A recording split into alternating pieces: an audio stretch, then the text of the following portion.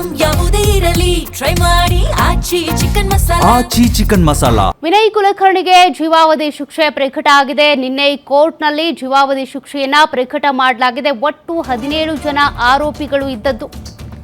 ಕುಲಕರ್ಣಿಗೆ ಜೀವಾವಧಿ ಶಿಕ್ಷೆ ಪ್ರಕಟ ಆಯಿತು. ಆ ಆದೇಶವನ್ನ ಪ್ರಶ್ನೆ ಮಾಡಿ ಹೈಕೋರ್ಟ್ ಮೊರೆ ಹೋಗೋದಕ್ಕೆ ಅಂತ ಈಗ ಸಿದ್ಧತೆಯನ್ನ ಮಾಡಿಕೊಂಡಿದ್ದಾರೆ. ಹೈಕೋರ್ಟ್ ದ್ವಿಸದಸ್ಯ ಪೀಠಕ್ಕೆ ಅರ್ಜಿ ಹಾಕೋದಕ್ಕೆ ನಿರ್ಧಾರ ತೆಗೆದುಕೊಂಡಿದ್ದಾರೆ. ಸೋಮವಾರನೇ ತೀರ್ಪು ಪ್ರಶ್ನೆ ಮಾಡಿ ಅರ್ಜಿ ಹಾಕುವಂತೆ ಚರ್ಚೆ ಮಾಡ್ತಿದ್ದಾರಂತೆ.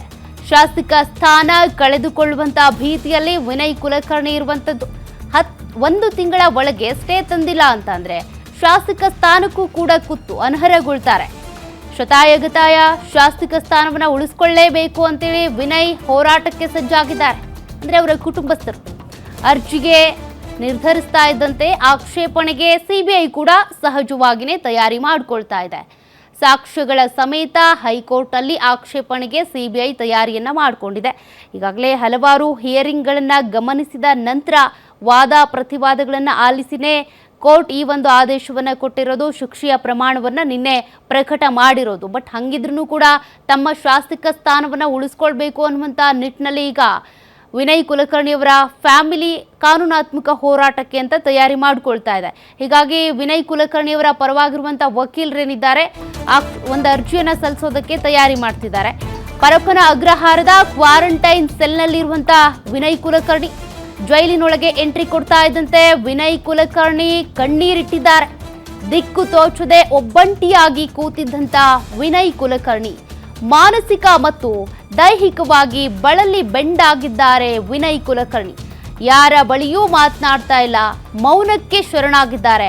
ಬೆಳಗ್ಗೆ 6 ಗಂಟೆಗೆ ನಿದ್ರೆಯಿಂದ ಎದ್ದು ಕೂತಿದ್ದಂಥ ಕೈ ಶಾಸಕ ಜೈಲು ಸಿಬ್ಬಂದಿ ಬಳಿ ನ್ಯೂಸ್ ಪೇಪರ್ ತರಿಸ್ಕೊಂಡು ಓದಿದ್ದಾರೆ. ತಮ್ಮ ಬಗೆಗಿನ ಸುದ್ದಿ ಕಂಡು ಗಳಗಳನೆ ಅತ್ತಂತ ವಿನಯ್ ಕುಲಕರ್ಣಿ ಇವತ್ತು ವಿನಯ್ಗೆ ಕೈದಿ ನಂಬರ್ ಕೊಡ್ತಾರೆ. ಜೊತೆಗೆ ಅವರ ಬಟ್ಟೆಯೂ ಕೂಡ ಬದಲಾಗುತ್ತೆ. ಇಲ್ಲಿವರೆಗೂ ಕೂಡ ಹೈಫೈ ಜೀವನ ನಡೆಸ್ತಾ ಇದ್ರು. ಆದ್ರೀಗ ಅವರು ಸಜಾ ಬಂದಿ ಆಗಿರೋದ್ರಿಂದ ಜೈಲಿನ ಬಟ್ಟೆಯನ್ನೇ ಕೊಡಲಾಗುತ್ತೆ, ಕೈದಿ ಬಟ್ಟೆ. ಜೊತೆಗೆ ಅವರಿಗೆ ಕೈದಿ ನಂಬರ್ ಕೊಡಲಾಗುತ್ತೆ. ಇವತ್ತು ನ್ಯೂಸ್ ಪೇಪರ್ ತರಿಸ್ಕೊಂಡು ಓದಿದ್ದಾರಂತೆ. ಈಗ ಎಲ್ಲ ನ್ಯೂಸ್ ಪೇಪರಲ್ಲೂ ಕೂಡ ಫ್ರಂಟ್ ಪೇಜಲ್ಲೇ ಅವ್ರ ಸುದ್ದಿ ಇರುತ್ತೆ.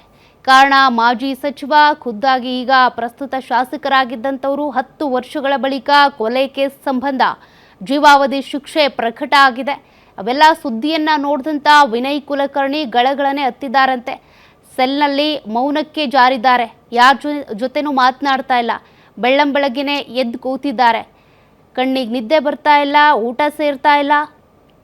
ಸದ್ಯ ಇವತ್ತು ಅವರಿಗೆ ಕೈದಿ ನಂಬರನ್ನು ಕೊಡಲಾಗುತ್ತೆ. ಜೊತೆಗೆ ಜೈಲಿನಲ್ಲಿ ಧರಿಸಬೇಕಾದಂಥ ಸಜಾಬಂದಿಯ ಬಟ್ಟೆ ಏನಿರುತ್ತೆ ಅದನ್ನೇ ಕೊಡ್ತಾರೆ. ಇಲ್ಲಿವರೆಗೂ ಕೂಡ ತಮ್ಮದೇ ಬಟ್ಟೆಗಳನ್ನ, ತಮ್ಮದೇ ಜೀವನ ಶೈಲಿಯನ್ನು ಹೊಂದಿದ್ದಂಥ ವಿನಯ್ ಕುಲಕರ್ಣಿ ಈಗ ಜೈಲಿನ ಜೀವನಕ್ಕೆ ಒಗ್ಗಿಕೊಳ್ಬೇಕಾಗುತ್ತೆ.